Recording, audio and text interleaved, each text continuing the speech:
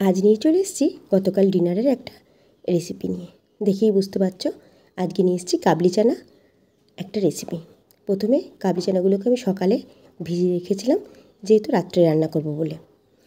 বিকেলে আমি সেদ্ধ করে নেব। প্রেসার কুকারের মধ্যে জল ঝরানো চানাগুলো দিয়ে দেবো একটা তেজপাতা, দিয়ে দেবো গোটা গরম মশলা, আর একটা পুটুলিতে করে খানিকটা চা পাতা বেঁধে আমি দিয়ে দেবো, আর দেবো বেকিং সোডা আর নুন।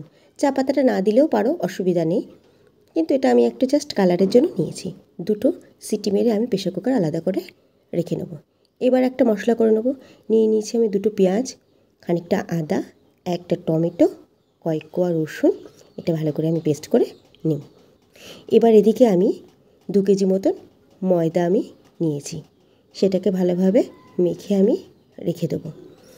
নুন তেল দিয়ে ময়ান দিয়ে ভালো করে মেখে লেচি কেটে আমি ঢেকে রেখে দেবো। দেখো মায়ের লেচি কাটাও হয়ে গেছে। এরপরে কড়াইতে তেল গরম করে আমি সাদা তেল দিয়েছি, তোমরা পারলে সর্ষের তেলও দিতে পারো, ভালোই হবে। শুকনো লঙ্কা গোটা ফোড়ন দিয়ে, কয়েকটা জিরে ফোড়ন দিয়ে জল ঝরিয়ে আমি পুটুলিটা বাদ দিয়ে দিয়েছি। দিয়ে পরে চানাগুলো ঠান্ডা হতে দেবো। কড়াইতে আমি দিয়ে দিয়েছি কয়েকটা পেঁয়াজ কুচি করে। পেঁয়াজটা লাল হলে সেই বাটা মশলাটা মিক্সির থেকে ঢেলে আমি দিয়ে দেবো। এরপর পরিমাণ মতন দিয়ে দেবো আমি হলুদ আর কিছুটা লঙ্কার গুঁড়ো দেখেছো আমার একদমই শেষ, তাই একটু লঙ্কা বাটাও আমি দিয়ে দিয়েছি। এটা এবার ভালোভাবে কষিয়ে নিয়ে যখন দেবে একটু কষা হয়েছে, তখন দেবো খানিকটা টক দই। এটাও ভালোভাবে কষিয়ে নেবো।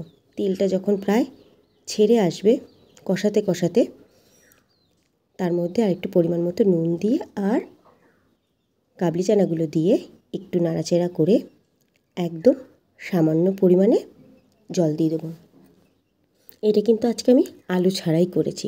পারলে আলুগুলো একটু কুচি করে প্রেসার কুকারে সেদ্ধও করে নিতে পারো, আবার এদিকে একদম ছাকা তেলে ভেজেও নিতে পারো। স্বাদ মতো একটু চিনি আর সানরাইসের চানা মশলা, এটা না দিলে কিন্তু চানার আসল ফ্লেভারটাই আসে না। আর দিয়ে দিয়েছি একটু মেথি পাতা। তো দেখো আমার চানা কিন্তু রেডি। এরপর হচ্ছে পরোটার পালা। প্রথমে মাখা আটাটা দেখেছি, এরপর সেটা ভালো করে বেলে নিয়ে, মায়ের হাতের এই ট্রায়াঙ্গেল পরোটা খেতে কিন্তু খুব ভালো লাগে, একদম তেল কমা। মনে হয় দুটো পরোটাতে 1 চামচ তেল দেয় কিনা সন্দেহ। দেখো মা কীরকম তাড়াতাড়ি করে বেলে ফেলেছে। এরপর চাটু গরম করে তার মধ্যে একটু আগে সেঁকে নিতে হয় পরোটাটা। দুটো করে মা করেছে পরোটা চাটুতে। দেখো এদিক ওদিক করে একটু সেঁকে নিয়ে তারপর সামান্য, দেখো কেমন ফুলে উঠেছে, এরপর সামান্য তেল ছড়িয়ে দিতে হবে। ভালোভাবে কিন্তু মার সেঁকাও হয়ে গেছে। সামান্য পরিমাণ তেল দিয়ে উল্টে পাল্টে লাল লাল করে ভেজে নিতে হবে। মায়ের হাতে এই পরোটা আর আলু ভাজা বা পরোটা আলুর তরকারি টিফিনের জন্য একদম বাঁধা ধরা ছিল আমাদের। খুব ভালো লাগে মায়ের হাতের এই পরোটাটা খেতে। এত নরম হয় আর পাট পাট করে বেশ খুলে আসে পরোটাগুলো, যেহেতু লেয়ারভাবে ভাঁজ দেওয়া। দেখো পরোটা কিন্তু রেডি। দেখতে দেখতে 20টা পরোটা একদম নিমিষেই করে নিয়েছে।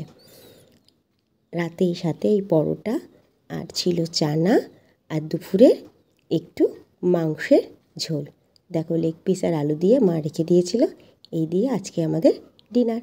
তো কেমন হয়েছে জানিও কিন্তু।